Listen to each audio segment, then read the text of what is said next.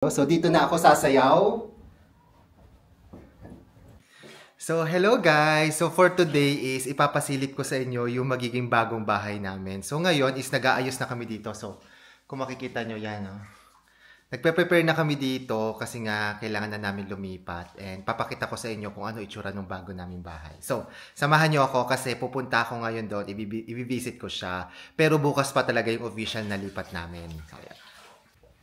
So, naglalakad na ako ngayon dito sa bago naming apartment. And medyo walking distance lang siya kasi malapit lang siya. Parang, alam mo, parang kabilang kanto lang din. Mga 10 minutes away siya doon sa current apartment namin. So, nilalakad ko lang siya kapag pumupunta ako doon. So, bukas, yun yung official na maglilipat talaga kami. So, dito sa Guernsey, medyo mahirap maglipat kasi kailangan mong umarkila ng van.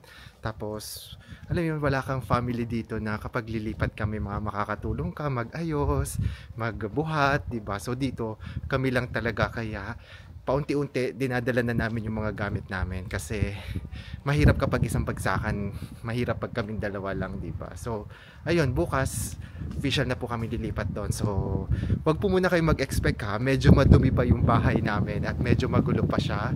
So, papakita ko po sa inyo ng pa-konti lang, yan. Ayan guys, so nakarating na ako dito sa bago naming bahay. Yan, ipapasyal ko kayo. Pasilip lang kasi medyo madumi pa at saka medyo magulo pa kasi piecemeal kami magdala dito. So may mga konting gamit na dito. So ayan po yung bahay namin. Wait lang. So ayan guys, pagpasok mo ng bahay namin, ayan may mga sapatos na kami nilagay. Tapos ito yung kwarto ko, magiging kwarto ko. And ayan, isa pang kwarto. Ito naman yung kusina at saka yung banyo. So ang dami pang paper bag kasi hindi pa kami nakapag-ayos.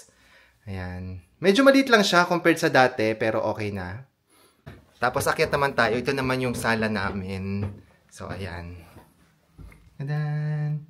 Nasa third floor pala kami. So, medyo mataas siya. Kaya exercise kada akyat baba, no? So, ayan yung sala namin. Wala pang kalaman-laman. Naghahanap pa kami ng sofa. And, ayan. At ito pala yung maganda dito. Nagustuhan ko. Merong view. O, diba ang taray? Ito yung favorite spot ko dito sa bahay na to. So, makikita nyo may view dyan. So, maganda siguro dito. Nandito yung dining table, no? Tapos, dito kakakain. Tapos, meron kang view. O, diba ang saya? Ang ganda kapag nandyan yung dining kitchen. Tapos, kita mo yung view. May dagat.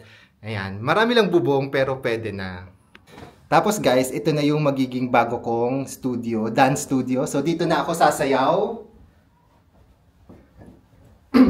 So, sa mga sayo ko po, yan na po yung makikita din yung bagong background, di ba?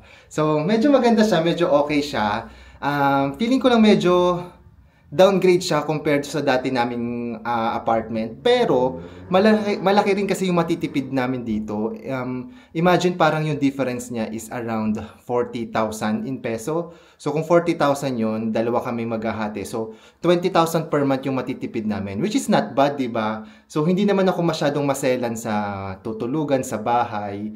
And, hindi naman kami lumaki na mayaman, kaya kahit anong tulugan yan, kaya kong matulog dyan. So, next time po, iba-vlog ko siya ng buong buo kapag maayos niya. Bigyan niyo po ako ng mga 1 month siguro. Ang hirap kasing mag-ayos ng gamit dito eh. Tapos bibili pa kami ng dining table, bibili pa kami ng sofa. So, medyo matagal pa, kaya marami-rami pa. Medyo mahirap pong maglipat talaga dito. So, ayun po. Thank you po sa pagsama sa akin ngayong vlog na to. And see you po ulit tomorrow sa next vlog ko. Bye-bye!